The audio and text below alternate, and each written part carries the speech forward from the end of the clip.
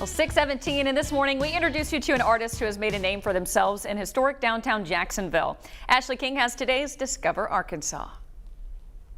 We're on First Street in the historic district of Jacksonville at RB McGrath Fine Art Gallery to learn a little about her unique story and a controversial piece as well. I do everything from portraiture to landscapes to abstract, you name it. It just depends on the subject. The subject determines how it wants to be painted. When I was 3 years old, I was lying on the ground eating crayons and coloring in a coloring book. And Mother picked me up off the floor and took away the crayons, and I cried.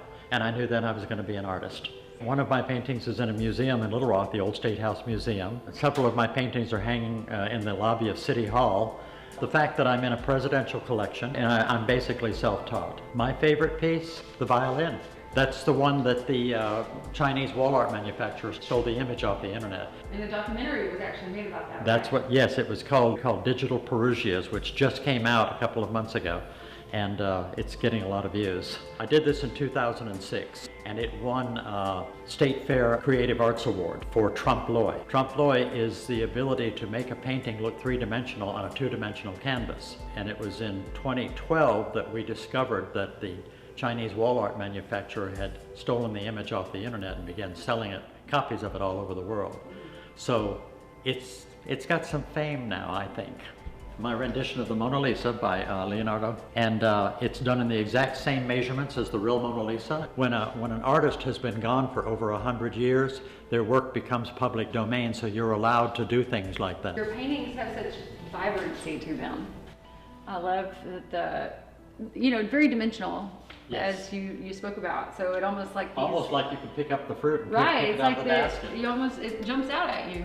This is called the ordination, and it's all about a bishop ordaining 3 new priests. Mm-hmm. And the bishop was posed for me by former Lieutenant Bill Shelley from Jacksonville Police Department. This is a painting of the monks at the Clear Creek Abbey, which is located in Oklahoma. They're throwing snowballs, and this actually hung in our state capitol for 4 years, and she just got it back. This is Lucian Freud. He's the great-great-great-grandson of Sigmund Freud. Okay. And Lucian Freud was one of the highest paid living artists in the world up until 2011. One of his paintings sold for $33.5 million. The artwork here is absolutely amazing, but I kind of feel like I'm being watched. Maybe we should turn this way instead. $2.1 million worth of artwork is here at RB McGrath Gallery in Jacksonville. Come and discover Arkansas. I had no clue that Central Arkansas had such opportunities like that in terms of ways to go see such cool art. I know. Expensive art. I know. This is just such talent in our state that sometimes it's just overwhelming. I mean, the different photos there, I mean, it was all sorts of stuff. I mean, he was painting people. Yeah. I mean, it's just amazing. And clearly has worldwide recognition. Yeah. A documentary, the Chinese ripped him off and sold it on the internet. I mean, that's pretty cool. Yeah. I mean, that's not cool. He's clearly very talented. They said rap. They definitely said rap. I'm rapping. I'm going to go back to the Weather Center. But seriously, amazing talent in Central Arkansas. Speaking of